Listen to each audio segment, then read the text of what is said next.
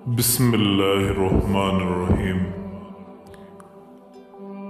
अगर आप ये समझते हैं कि आपकी ज़िंदगी में कोई प्रॉब्लम आने वाली नहीं है, या आप समझते हैं कि मुझे तो कोई प्रॉब्लम होता ही नहीं है, प्रॉब्लम नहीं आने वाला, तो फिर आपके लिए नहीं है। अगर आप दुनिया में रहने वाले इंसानों की तरह नॉर्मल इंसान ही हैं, तो फिर प्रॉब्लम्स तो आने हैं। तो क्यों ना ऐसा करें कि अगर आप पर कोई प्रॉब्लम आती है, कोई परेशानी आती है, कोई मुसीबत आती है, तो आपको मालूम होना चाहिए कि जब भी आप पे कोई प्रॉब्लम आती है, या हो सकता है कि अभी भी कोई प्रॉब्लम में बैठा हो, तो वो प्रॉब्लम के तौर पे आपको कुछ सर्च नहीं करना पड़ेगा, किताब नहीं ढूंढनी पड़ेगी, कोई लिखना नहीं पड़ेगा। आपको पता होना चाहिए कि परेशानी की वक्त मैंने कौन सा ऐसा काम करना है कि परेशानी ख़त्म हो जाए।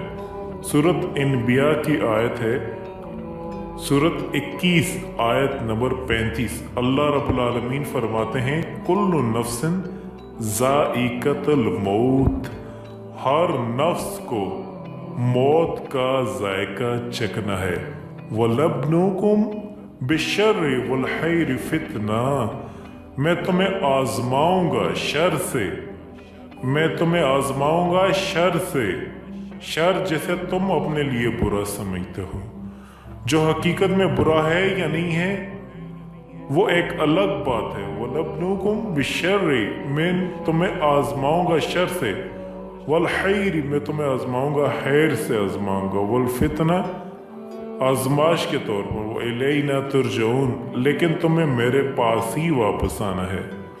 तो मेरे भाइयों, इस आयत में हमें ये पता चला है कि आजमाशें तो आने वाली हैं।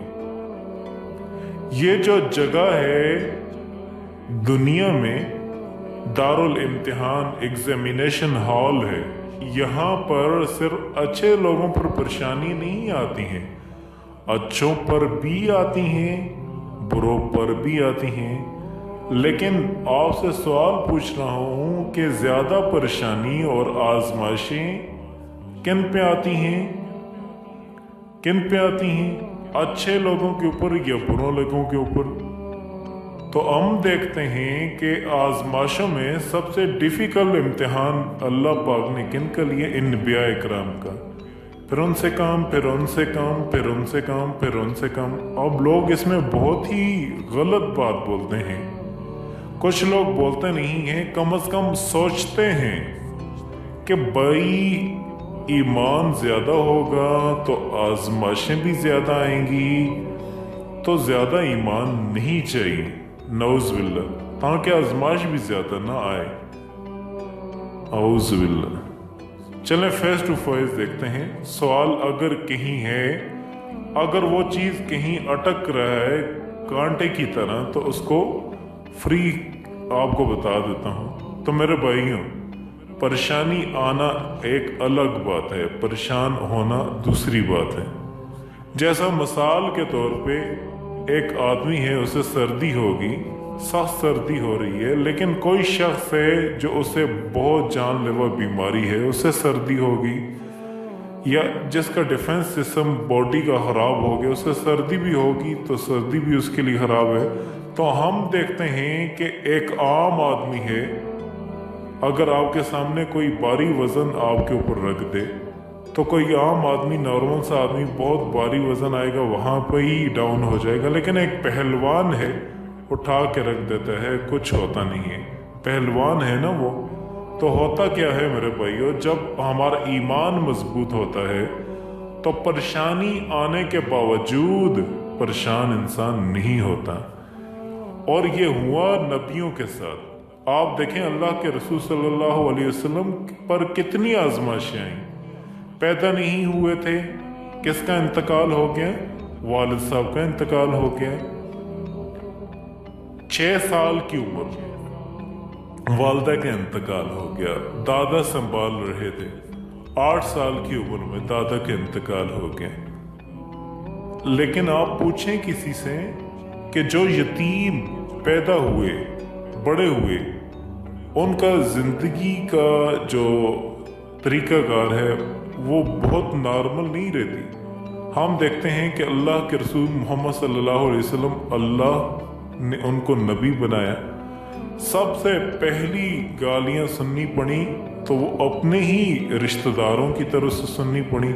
एक सच्चे इंसान को जब झूठा कहा जाए, उस पे शायर होने का इल्ज़ाम लगाया जाए, जादूगर होने का इल्ज़ाम लगाया जाए तो बहुत तकलीफ होती है। एक होता है वो झूठा आदमी, लेकिन एक होता है सच्चे इंसान पे ये इल्ज़ाम लगे। तो हम देखते हैं उनकी बेटियों को तलाक दी गई इस्लाम की वजह से। पूछें किसी वालिद को जिसके इस्लाम की वजह से तलाक दी गई, क्या बीतती है उस पर। हम देखते हैं कि अल्लाह के रसूल सल्लल्लाहु अलैहि वसल्लम के लिए सारे के सारे बेटों का इंतकाल बचपन में ही हो गया था। पूछें कभी किसी से, किसी के बच्चे का इंतकाल जब होता है तो क्या बीतती है उस पर। हम देखते हैं कि ऐसा भी हुआ है कि बेटे का इंतकाल हुआ तो वहाँ लोगों ने खुशियाँ मनाई। हम देखते हैं कि अल्लाह के रसूल सल्लल्लाहु अलैहि वसल्लम आहर में पहुँचे मदीना, और वहाँ पर यहूदियों की चालें, वहाँ पे अलग टेंशन, मुनाफिकों की अलग टेंशन। आँखों के सामने जो है वो 70 सहाबा शहीद हुए। सारी परेशानियों के बावजूद हमारे नबी सल्लल्लाहु अलैहि वसल्लम वो नबी हैं जिन्हें एनसाइक्लोपीडिया में भी एक्सेप्ट किया है कि मोहम्मद सल्लल्लाहु अलैहि वसल्लम वो सुप्रीम, आप सल्लल्लाहु अलैहि वसल्लम वो हम देखते हैं कि इन तमाम मुश्किलात के अंदर सबसे बड़े मसाली किरदार अदा किया है। तो अब उन्होंने हमें एक तरीका भी बताया है कि मेरे भाइयों और बहनों, अगर जब आप पर गम आ जाए, कोई परेशानी आ जाए, कुरान के लफ्ज लफ्ज में अल्लाह पाक ने बरकत रखी हुई है, और अहले ईमान इन लफ्जों को पढ़कर अपने दामन में हजारों बरकतें समेटते हैं। किसी कुरान का एक लफ्ज और बड़ा बेहतरीन वजीफा जो अपने पढ़ने वाले के हर गम, हर परेशानी और हर दुख को दूर कर देता है। चाहे गम मेरे भाइयों और बहनों औलाद का हो, चाहे परेशानी माल की हो, चाहे दौलत की हो, चाहे कोई बीमारी हो, चाहे कोई कर्ज हो, दुनिया का कोई भी मसला हो, आप कुरान के इस लफ्ज को पढ़ें और असर देखें। वो कौन सा लफ्ज है कुरान का? वो लफ्ज ये है, हामीम ला युनसरून, हामीम ला युनसरून। इस लफ्ज की फजीलत का अंदाजा इस बात से लगाइए कि जब भी सहाबा इकराम पर जब कोई गम, परेशानी, कोई खौफ आता तो मेरे नबी सल्लल्लाहु अलैहि वसल्लम उनसे फरमाते कि तुम कसरत के साथ पढ़ो हामीम ला युनसरून, और अल्लाह इस लफ्ज के बरकत से उनके तमाम गमों और दुखों को दूर फरमा देते। सुभान अल्लाह। ये मुस्नद अहमद और तिरमिजी की रवायत है। इस लफ्ज के कमालात पर मेरे भाइयों बहुत किताबें लिखी हैं कि ये लफ्ज कितना फायदेमंद है, और बहुत सारे लोगों ने इस लफ्ज को पढ़ा और खुद आके हमें बताया कि हमें इससे कितने फायदे हुए। एक शख्स बताने लगा कि इस लफ्ज को मैं रात को सोने से कबल 10 बार पढ़ता था, तो मुझे दिल की बहुत बड़ी बीमारी थी। अल्लाह ने इस लफ्ज की वजह से मेरी जो दिल की बीमारी है वो दूर फरमाई। एक शख्स आके बताने लगा कि कारोबार का बड़ा मसला था, अल्लाह ने वो मसले भी हल किए, और अल्लाह ने इस लफ्ज की बरकत से मुझे ढेरों माल अता फरमाए। सुभान अल्लाह। किसी ने आके बताया कि औलाद का मसला था, जायदाद का मसला था, कोई और गम थी, कोई और परेशानी थी, अल्लाह ने इस लफ्ज की वजह से हमारे तमाम गमों को और परेशानियों को दूर फरमा दिया।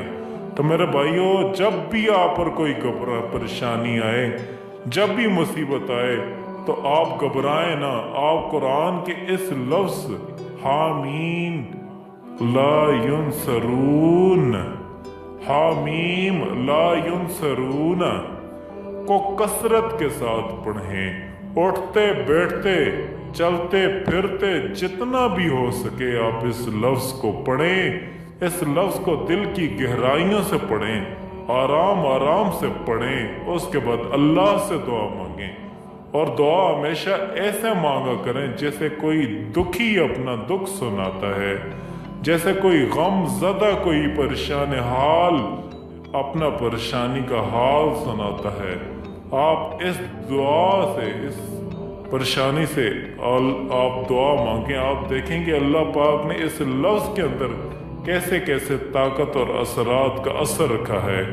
इंशाअल्लाह आपके तमाम गमों और परेशानी को अल्लाह पाक इस लफ्ज़ से की वजह से ख़त्म फरमा देंगे। तो देखें, मैंने आपको मिसाल दे के समझाया है कि परेशानी आए तो घबराएं नहीं, क्योंकि ये पैगंबरों पर भी आई है। और आपको जो आज कुरान करीम का ये खुलासा बताया है कि आप जब भी कभी कोई गम परेशानी आए तो आप इसको पढ़ें। इंशाअल्लाह ज़िंदगी से आपके गम और परेशानियां मुकम्मल तौर पे दूर हो जाएंगी।